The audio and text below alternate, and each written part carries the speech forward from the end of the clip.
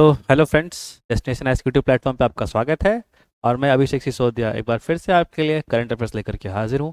देखेंगे आज हम लोग 25 जुलाई का क्या ऐसा इंपॉर्टेंट टॉपिक्स है जो कि आपके क्वेश्चन के फॉर्म में आ सकता है। क्या आपको पता है बीपीएससी अब नज़दीक आ रहा है और भी बहुत सारे एग्जाम्स हैं जिसके लिए आपको करंट पे ज़्यादा ध्यान देना पड़ेगा। तो आइए स्टार्ट करते हैं आज का टॉपिक हम लोग और देखते हैं क्या क्या चीज़ें आज हैं।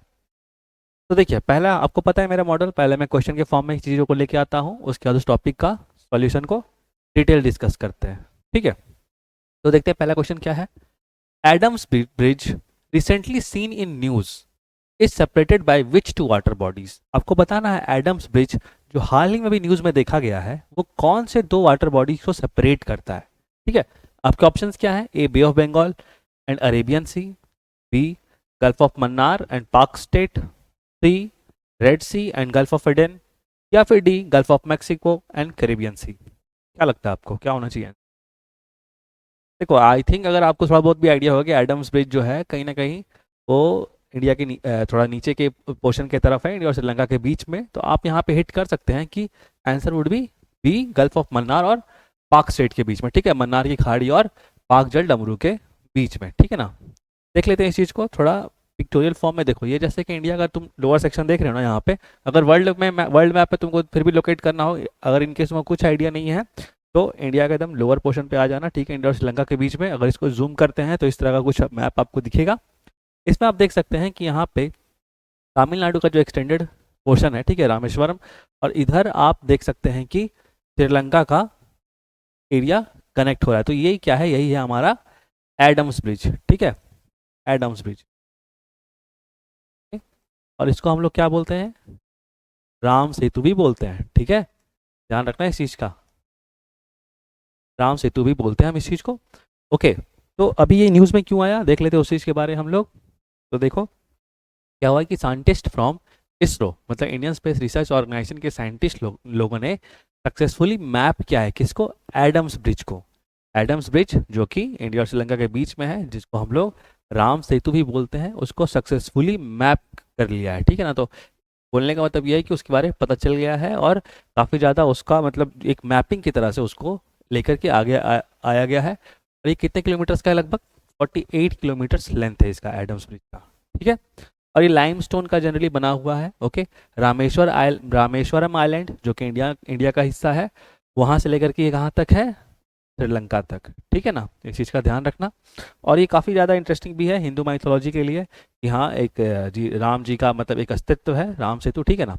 ओके, आगे मूव करते हैं हम लोग नेक्स्ट क्वेश्चन पे। तो अगला क्वेश्चन है, prime minister college of excellence was inaugurated by union home minister Amit Shah. Prime minister college of excellence किसके द्वारा इनॉग्रेट किया गया, union home minister Amit Shah in 55 district of which state. आपको ये बताना है कि अभी जो कॉलेज ऑफ एक्सीलेंस बनाया गया है वो अमित शाह के द्वारा जो इनाग्रेट किया गया, किस स्टेट के 55 डिस्ट्रिक्ट में लॉन्च किया गया है उस चीज़। आपके ऑप्शन है, ए उत्तर प्रदेश, बी बिहार, सी मध्य प्रदेश, या फिर डी राजस्थान। देखो, जो सही आंसर हो जाएगा that will B C Madhya Pradesh. ठीक है, ध्यान रखना है मध्य प्रदेश। ओके, देख लेते हैं हम लोग थोड़ा इस न्यूज़ को। Union home minister Amit Shah, union home आप लोगों को पता ही है, अमित शाह जी पहले भी थे अभी भी हैं। ओके, और इन्होंने अभी क्या इनाग्रेट किया, कॉलेज ऑफ एक्सेलेंस। ठीक है, हम लोग बात करें कॉलेज ऑफ एक्सेलेंस क्या है। पहले जान लो कि ये 55 डिस्ट्रिक्ट में लॉन्च किया गया है, कहाँ किस स्टेट के, मध्य प्रदेश के। ठीक है ना, 55 डिस्ट्रिक्ट में। मेनली क्या होगा कि these colleges started by the state government, ये स्टेट गवर्नमेंट के द्वारा ये कॉलेज को स्टार्ट किया गया है। नेशनल एजुकेशन पॉलिसी उसके अकॉर्डिंगली इसको लॉन्च किया गया है। ठीक है ना, और इसका एम क्या है, बेसिकली एम क्या है कि आपको एजुकेशन इस तरह दिया जाए ताकि आप एम्प्लॉयमेंट बहुत जल्दी से खोज पाओ, या फिर एम्प्लॉयमेंट जल्दी से आप एम्प्लॉयड हो पाओ। ठीक है ना, तो बोलने का मतलब क्या है कि education would be employment oriented. ध्यान दिया जाएगा कि आपको बेसिक एजुकेशन किस तरह दिया जाए ताकि जल्द से जल्दी आपको कोई ना कोई नौकरी मिले। ठीक है ना, तो बेसिक कॉलेज ऑफ एक्सीलेंस का मकसद यही है जो कि अमित शाह के द्वारा 55 डिस्ट्रिक्ट ऑफ एमपी में लॉन्च किया गया। ठीक है, आगे मूव करते हैं हम लोग नेक्स्ट क्वेश्चन में। तो क्वेश्चन है question number 3, which state government recently launch Rajiv Gandhi civil Abhaya Hastham scheme. Rajiv Gandhi civil Abhaya Hastham scheme. ठीक है, आपके ऑप्शन है A Telangana, B Karnataka, C Maharashtra और डी केरला। तो इसका जो सही आंसर हो जाएगा वो हो जाएगा ए तेलंगाना। ठीक है, देखते हैं हम लोग इस चीज़ को थोड़ा डीप में। तो देखो क्या बोल रही है स्कीम, देखो Telangana chief minister Revanth Reddy has launch, Telangana याद रखना, तेलंगाना के चीफ मिनिस्टर ने लॉन्च किया है कौन सा scheme, Rajiv Gandhi civil Abhaya Hastham scheme. ठीक है, राजीव गांधी सिविल अभय हस्तम स्कीम। इसके थ्रू क्या किया जाएगा, देखो इसके थ्रू क्या होगा ना कि वो स्टेट में ₹1 लाख मिलेंगे, किसको, 1 लाख फाइनेंशियल असिस्टेंस किसको मिलेगा, जो भी ऐसे छात्र हैं जो कि वीकर स्टूडेंट्स हैं और EWS BC SC ST से बिलोंग करते हैं और जिन्होंने आपका यूपीएससी का प्रीलिम्स एग्जाम, ठीक है, यूपीएससी का पीटी एग्जाम्स क्वालिफाई किया है, तो उनको क्या होगा कि 1 लाख रुपए तेलंगाना गवर्नमेंट देगी। बेसिकली इस तरह की स्कीम्स और भी स्टेट्स में हैं, जैसे बिहार में भी ऑलरेडी ये सब स्कीम काम करता है। अभी हाल ही में कोल इंडिया ने भी इसको लॉन्च किया था कि अगर आप यूपीएससी का प्रिलिमिनरी एग्जाम क्वालिफाई करते हैं तो आपको मेंस की तैयारी के लिए 1 लाख रुपए का फाइनेंशियल असिस्टेंस दिया जाएगा। तो काफ़ी अच्छा ऑप्शन है आप लोग के लिए भी, अगर जो भी यूपीएससी में इस तरह से क्वालिफाई करते हैं तो उनके लिए बहुत अच्छा एक तरह का मेंस की तैयारी के लिए फाइनेंशियल हेल्प है। ओके, तो बेसिकली यही था। आपका स्कीम का नाम क्या है, राजीव गांधी सिविल अभय हस्तम स्कीम, जो कि तेलंगाना हुआ। ओके, ठीक है, आगे मूव करते हैं हम लोग नेक्स्ट क्वेश्चन पे। Project 25 which is related to which of the following country politics, आपको बताना है ये प्रोजेक्ट 25 परियोजना 2025 निम्नलिखित में से किस देश की राजनीति से संबंधित है। वेरी इंटरेस्टिंग प्रोजेक्ट, ये आजकल न्यूज़ में चल रहा है। आपके ऑप्शन है, क्या ये यूएसए से है, बी फ्रांस से, सी जर्मनी या फिर डी जापान। करेक्ट आंसर आपका हो जाएगा that will be a US. Okay, अगर आप जरा सा भी न्यूज़ देखते होंगे तो उसमें बहुत ज़्यादा ये चल रहा है प्रोजेक्ट 25 क्या है, तो हम लोग देख लेते हैं प्रोजेक्ट 25 के बारे। तो देखो प्रोजेक्ट 25 2000 माफ किया 2025 बेसिकली इसका 2025 है। ओके, तो प्रोजेक्ट 2025 क्या है, एक कॉम्प्रिहेंसिव पॉलिसी है। इस चीज़ के लिए ये एक समझ लो कि एक ऑर्गेनाइजेशन है जिसका नाम क्या है, हेरिटेज फाउंडेशन। ठीक है ना, एक ऑर्गेनाइजेशन है इसका नाम क्या है, हेरिटेज फाउंडेशन। उसने क्या ना अपना एक समझ लो कि एक थ्योरी पेश किया है कि अगर आने वाले, आपको पता है कि यूएस में प्रेसिडेंट का इलेक्शन चल रहा है, इलेक्शन होने वाला है, ठीक है ना, तो अगर प्रेसिडेंट डोनाल्ड ट्रंप जीतते हैं और अगर वो सत्ता में आते हैं तो आगे किस तरह से यूएस की जो भी राजनीतिक स्थिति होगी या क्या वहाँ पे किस तरह से गवर्नमेंट आगे बढ़ेगा, उसके बारे उन्होंने कुछ विश्लेषण किया है। सर समझो कि कुछ अपना एक अनुमान लगाया है। हालांकि इससे प्रेसिडेंट डोनाल्ड ट्रंप बहुत ज़्यादा खुश तो नहीं है, उसमें कुछ बातें ऐसे भी हैं जो कि इनके अगेंस्ट भी जा रही हैं, ठीक है ना। तो एक्चुअली जो डोनाल्ड ट्रंप इससे खुश नहीं है और उससे दूरी बना रहे हैं कि नहीं भाई मेरे मतलब हम इस सब चीज़ को फेवर नहीं करते हैं।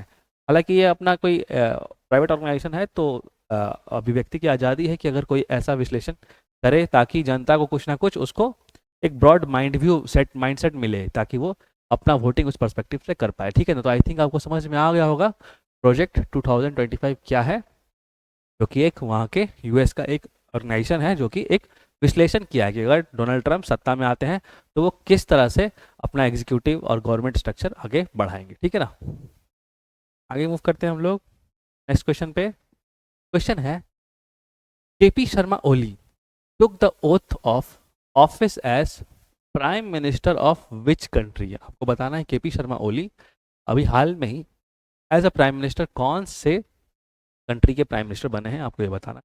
आपके ऑप्शन है ए भूटान, बी नेपाल, सी श्रीलंका या डी बांग्लादेश।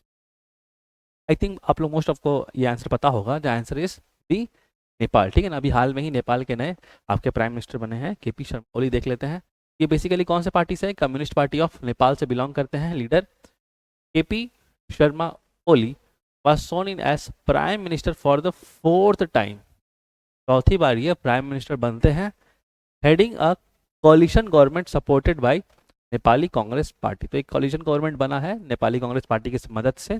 और बेसिकली केपी शर्मा ओली कौन से पार्टी से, कम्युनिस्ट पार्टी ऑफ नेपाल से बिलोंग करते हैं और अभी ये आपके प्रधानमंत्री बने हैं कौन से देश के, नेपाल के। ठीक है, केपी शर्मा ओली नाम याद रखिए। फैक्चुअल इन्फॉर्मेशन आता है ना आपके एग्जाम में, फिर अगर आपको नहीं पता है, नहीं सुने तो फिर आप मार्क्स स्कोर नहीं कर पाते हैं। ठीक है, और बीपीएससी में ऐसा तो बहुत बार होता है। ठीक है, फिर देखते हैं, where will India host first World Audio Visual Entertainment Summit 2024। ठीक है, तो World Audio Visual Entertainment Summit, इसको एक तरह से वेव्स भी हम लोग बोल रहे हैं, ठीक है, वेव्स भी हम लोग इसका नाम दे रहे हैं। आपको बताना है कि world first audio Visual Entertainment summit जो कि नवंबर के महीने में होने वाला है वो कहाँ होगा, ठीक है। आपके ऑप्शन है ए गोवा, बी महाराष्ट्र, सी कर्नाटका और डी केरला। देखो जो सही आंसर हो जाएगा वो हो जाएगा आपका ए गोवा। काफ़ी खूबसूरत जगह है, ओके, ठीक है, बीचेस बहुत मस्त है, कभी घूम के आओ। देख लेते हैं हम लोग इसके बारे। तो नवंबर 20 और 24 तक 2024 में क्या होगा, इंडिया विल होस्ट, इंडिया किसको होस्ट करने वाला है, world Audio Visual Entertainment summit, ठीक है। तो पहली बार ये कहीं हो रहा है, world Audio Visual Entertainment summit Goa में। तो डेट पहले से ही सेट है, तो अगर प्लान बनाना है आपको तो जल्दी बनाएं। नवंबर 20 और 24 के बीच में आपका वेव्स की दुनिया का पहला world Audio Visual Entertainment summit होने वाला है, कहाँ पे, गोवा में, ठीक है। वैसे भी न्यू ईयर का बहुत अच्छा माहौल भी रहता है आपका गोवा में, ठीक है। नवंबर के बाद ज़्यादा टाइम तो है नहीं। आगे मूव करते हैं। नेक्स्ट क्वेश्चन है आपके सामने, recently which country won the world championship of legends 2024 title. I think अब बहुत लोगों ने, आप लोग ये मैच देख रहे होंगे। तो वर्ल्ड चैंपियनशिप ऑफ लेजेंड्स 2024 का टाइटल किस कंट्री ने जीता है आफ्टर डिफीटिंग पाकिस्तान, ठीक है। इतना भी हिंट, इतना ये भी हिंट आपको मिल गया। आपके ऑप्शन है ए इंडिया, बी नेपाल, सी बांग्लादेश और डी श्रीलंका। देखो जो सही आंसर हो जाएगा डेट इज ए इंडिया, ठीक है ना। देख लेते हैं हम लोग इसको। देखो, in the finale of world championship legends 2024, finale में क्या हुआ था, वर्ल्ड चैंपियनशिप लेजेंड्स 24 के इंडिया चैंपियंस वोन मेमोरेबल विक्ट्री, काफ़ी अच्छे से मतलब बहुत अच्छा मैच था। और पाकिस्तान चैंपियंस को हराया कितने कितने से, 5 विकेट से, ठीक है, 5 विकेट से इंडिया चैंपियंस ने पाकिस्तान चैंपियंस को हराया। तो इंडियन चैंपियंस वोन बाय 5 विकेट्स, ठीक है, 5 wickets and got world championship of legends का टाइटल इंडिया को मिला है, ठीक है ना, 2024 का टाइटल। ओके, आगे मूव करते हैं हम लोग। Next question, the book Wings to Our Hopes is related to which of the following. ये आपके प्रीवियस क्लास का क्वेश्चन है, बट कोई नहीं, मैं फिर इसको बता देता हूँ। केस आप भूल रहे होंगे तो आप प्रीवियस वीडियो भी जाकर देख सकते हैं, ताकि आपको डिटेल वहाँ पे इंफॉर्मेशन और मिले, ठीक है ना। तो क्वेश्चन है, पुस्तक विंग्स टू आवर होप्स निम्नलिखित में से किससे संबंधित है। आपके ऑप्शन है ए राहुल द्रविड़, बी द्रौपदी मुर्मू, सी नरेंद्र मोदी और D S Jaishankar.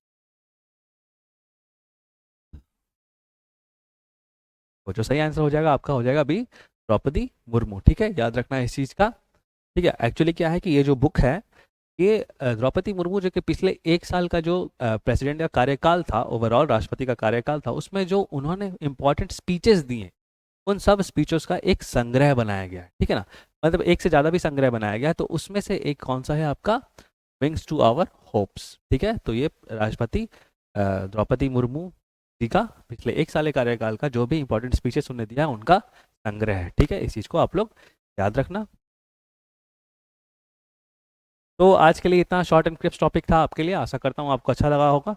Please video को लाइक करें और डेस्टिनेशन एस चैनल को सब्सक्राइब करें और अपने 70th बीपीएससी की तैयारी को और स्ट्रॉन्ग बनाएं, ठीक है। मिलते हैं आपसे जल्दी ही इसी तरह के वीडियो में नेक्स्ट क्लास में। तब तक के लिए thank you so much and please do take care.